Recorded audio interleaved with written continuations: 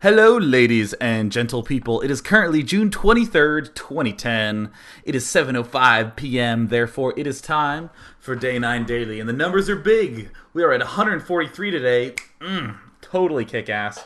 And of course, I have a series of unbelievably awesome announcements to make. First of all, recording the State of the Game podcast with JP from MLG. We got Artosis from the southern reaches or the eastern reaches of the world. We got Dario from the northern regions. That's the little one. I think I'm on there. Either that or at least I just know about it. And I think someone else is going to be on. Basically, kick-ass people, myself, Artosis, the little one, and JP, at the very least, are going to be on there tonight. So once we're done recording that, you should download it and listen and have a nice little eargasm. What was the second one? Oh, yes, of course. A wonderful French publication named 20 Minutes interviewed me. See, and they sent me a copy. See, 20minutes.fr, and I'll even show you the article. Yeah, look at that. Yeah, it has a Starcraft article. It says Starcraft 2, prêt pour la compétition, which of course means pretzels for the competition. I don't speak French. But it's cool because, if you look in here in the text, yeah, that's actually not a good idea. I'm not going to try to get my camera to focus, but it says Champlot alias Day 9. It even has a link to www.day9.tv, which you'll note, if you do that, go straight to my live stream. Bam! So, huge props to 20 Minutes. Thank you for the interview, and of course for spreading esports. And of course, the grand finale of announcements. Well, I guess let's do something before the grand finale. This shirt you can get on my brother's t-shirt store at thehandsomenerd.com. So, buy this t-shirt. And also, we're doing a replay of myself against him today. But of course, the big, cool, fancy, suave announcement. So many of you know that I have a YouTube channel now, which means that I can do fancy things that use YouTube. And what I just started was a weekly Q&A where I have a video that's posted up there right now, and it just says, please ask any question that you want. And people ask questions in the comments, and you can, just like those questions, and whichever one has the most likes, I will take the top 3 of those and answer them. So yeah, so definitely post questions in there, definitely get your buddies to like your questions so that I will take it.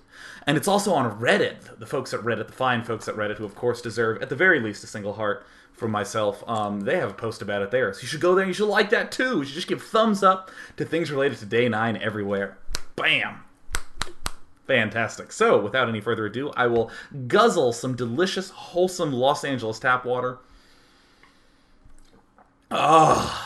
Fantastic. And let's go ahead and jump in to this game that I played against my brother. I would like to once again thanks HD Starcraft and Husky the Husky for hosting that event and getting a chance for me to duke it out against my brother in a public fashion.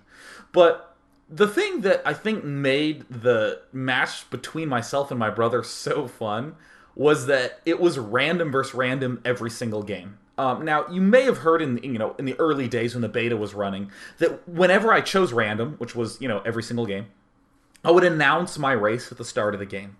And I always said that I wanted to learn the matchups straight up.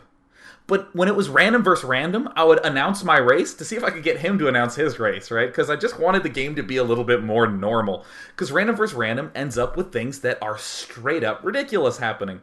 So my brother and I had a series of straight up ridiculous games, and this was one of the better of them. So of course we're going to give it some fine and dandy, wholesome, phenomenal analysis. That is, of course, if I don't scroll directly off the side of the screen like a fool. But either way, here is myself. Spawning is the Protoss pieces. In the top right, I'm Rero today, and here is my brother in a festive, wholesome green on the wonderful map Blistering Sands. Weirdly enough, I actually don't really like this map that much. I think it's a good map. I think all the maps are, okay to play on. But coincidentally, I think I've played more on Blistering Sands than any other map. So that's kind of funky. I'll talk about that in a little bit. But so here we see the first effect of a random versus random. I build a pylon at my choke because I'm thinking to myself, well, I practice 2-gate a lot versus Protoss. I practice 2-gate a lot versus Zerg. Hope he's not Terran. That was my entire thought process, right? I was like, no Terran one time. And of course, mixed Terran. I don't know this, though. Neither of us know one another's races. But, Why not? Why not give the viewers a little bit of a treat and just, assume gigantic game-changing things that turn out to be wrong? What's the problem with that? So you're going to see me do a 2-gate here. Now, recently I have been not walling in. These games were played... I don't exactly remember when they were played specifically, but I do know that after this, I started just coincidentally practicing my 2-gate a lot. And I much prefer building the pylon here and building my 2 gateways here and leaving a gap there, even when I am against a Zerg. Most players see this sort of wall off and they go, oh yeah, he can build cannons behind there and everything's great. But, I've been recently opting against that. My brother is, of course, just building a barracks, getting his refinery after that. Everything's fine and normal and well. He was weirded out by this. And when I saw his SCV, I was like, nah, I'm not going to cancel my second gateway. Why would I do that? That would be the smart thing to do. I just went ahead and went for it because the chances of him walling in are so small. Here's the wall in. I literally said to myself, well, if he's Terran, the chances of him walling off are so low. I mean, I know my brother doesn't really like walling in, and I know, a lot of players are steering clear of the wall-in styles, so yeah, it's not a big deal. And it turned out it was a big deal. And here I am chrono boosting a gateway that has nothing in it. Oh yeah, I remember this. Because he's Terran, I just opted to make 1 zealot right away. And then not really do too much mass zealoting action, because again, I did see the wall off, no reason to try to bust in there. And here is the barracks going down. And of course, if any of you are curious about watching the rest of these games, you can get them on HD Starcraft and Husky Starcraft on YouTube. And of course, you should go to my YouTube and do the Q&A thing, which is at www.youtube.com/day9tv. So here's a little bit of a cute thing that I start doing. You can actually micro the Zealot properly, so it takes almost no hits from this Marine. And as we can see, I'm currently taking, like, none. He has to really scoot it up, but I kind of want to force this magic to happen. I think you can squeeze it away and barely stay out of range, but I eventually back off. Now, while all this fun stuff is going on, you're just going to see me micro a little while long, and I'm going to pull back in just a minute once I start taking actual real pain damage, not just shields.